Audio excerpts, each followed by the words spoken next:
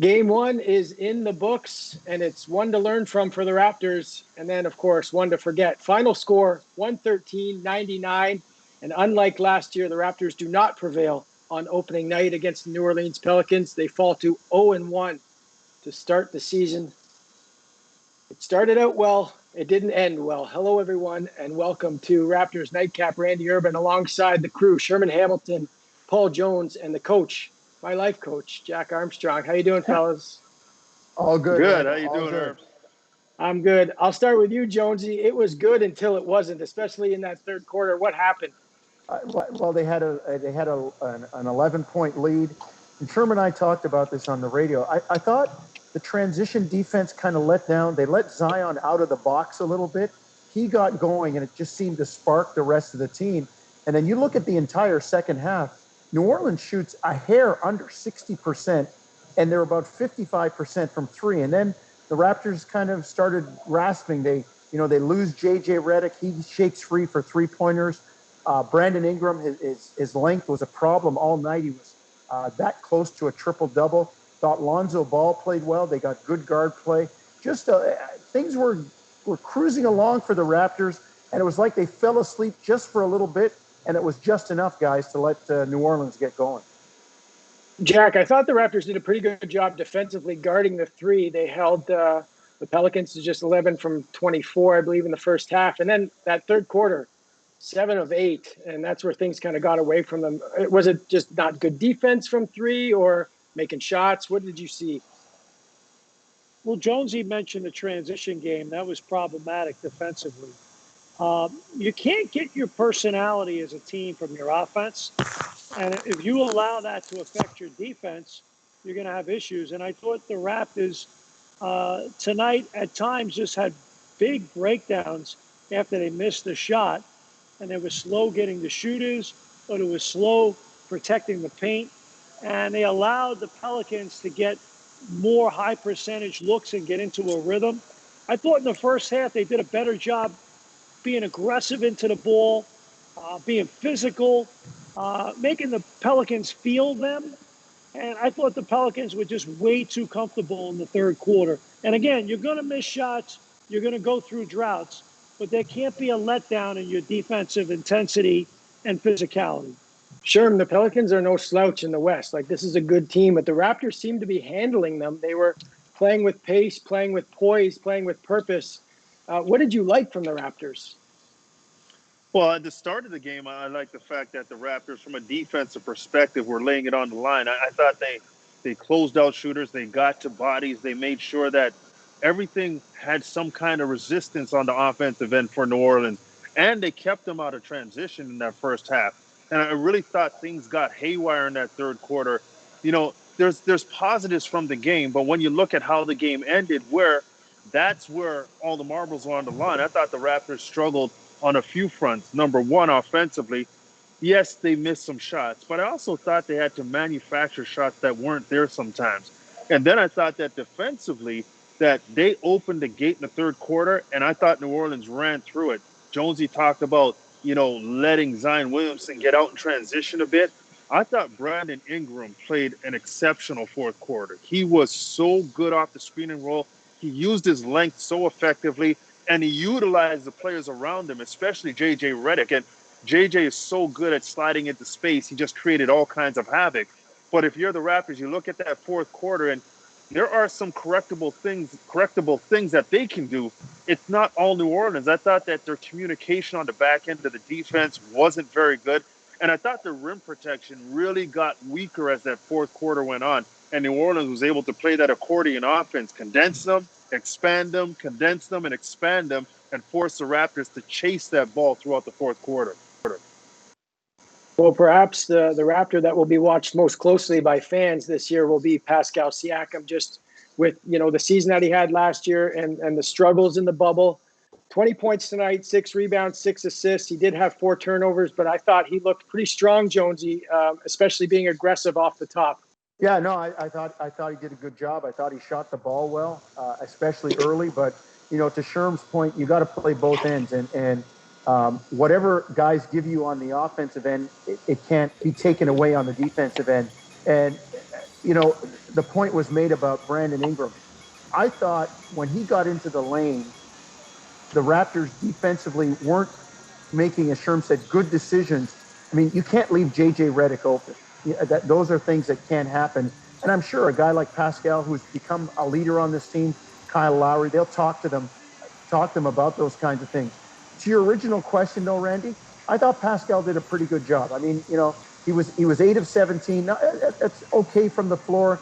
Did a good job, but there was more to it. As much as we're going to look at the offense, I think this game was really lost on the defensive end. Yeah, Kyle Lowry, I'll talk about next. Sure. Just, I thought, much like the team, he started out really well, 14 points, taking charges, controlling the game, and then kind of slowed down. He only finished with 18. I feel like I need more from him in the second half. Would you agree? Well, I think when you talk about Kyle, you want more from him in all areas of the game. I mean, not just scoring the basketball, because he's that dynamic of a player. And I think that he had good flow in that first half. His three-point shot was consistent. And I really thought in the second half, the Raptors went away from being able to move the ball. Credit New Orleans a little bit, too, for putting a bit more pressure on them. But I still thought the Raptors succumbed to the little pressure that New Orleans put on them. And I really thought the transition game for the Raptors, they didn't execute it well when they had the opportunities to get out in transition. So if you're going to turn people over, which they did with New Orleans, but you're not going to capitalize, then you're going to grind it in the half court, and you're not going to get consistently good looks. You're going to struggle. And I thought for a guy like Kyle, who was getting free-flowing offensive looks in the first half, it wasn't there. And I really thought the length in the paint of New Orleans, when the Raptor guards like Kyle and Fred and Norm got in there, impacted their ability to finish a lot of times. There's a newcomer out there and manning the center position, Aaron Baines. And I thought, you know what, this is a big guy. This is a guy that fits in well with the Raptors. 11 points, 9 rebounds. Were you happy with his debut? Yeah, I'm absolutely happy with him. He'll do a good job, and he'll fill those minutes that a guy like Marc Gasol filled for the Raptors. He's a different player than Marc Gasol, not as much of a playmaker, but he will not reluctantly play offensively either, in terms of being willing to shoot the ball and be he'll be aggressive. So I thought he did fine. I thought he was good. He sets good screens. I'm comfortable with him.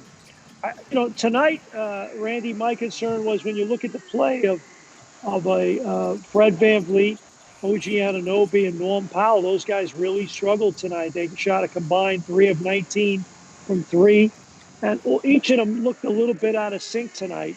And that's 3 of your top 4 or 5 players on your team. You need those guys to be better offensively, but Baines would be fine. I thought they got good minutes out of Boucher tonight as well. But, you need your better players to be better. Jonesy, Boucher wasn't the first guy off the bench. He was the third guy, but 15 minutes. I thought he was really effective. 12 points, 5 rebounds. Seemed to change the game a little bit, at least in that second quarter. What do you think?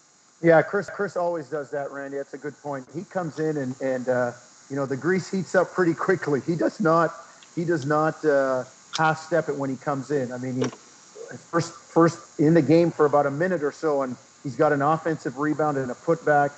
He's active on the defensive end. He does his best in terms of rim protection, and he can step out and shoot it too. So I like what Chris gives them. I think he's got to be a little bit more disciplined at times. He's going for a lot of shot fakes. He is a shot blocker. He will block shots, but with his length, he can go back to the old adage that we tell kids when we're first teaching them the game. Don't jump till he jumps.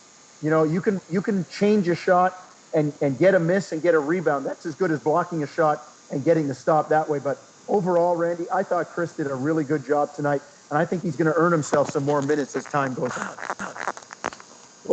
Sure. What about the rest of the bench? So it was Matt Thomas and Norm to start, and then Boucher came in, and then a little later on we had Terrence Davis and DeAndre Bembry, but they didn't play too much. Only 3 minutes for Davis, 6 minutes from Bembry.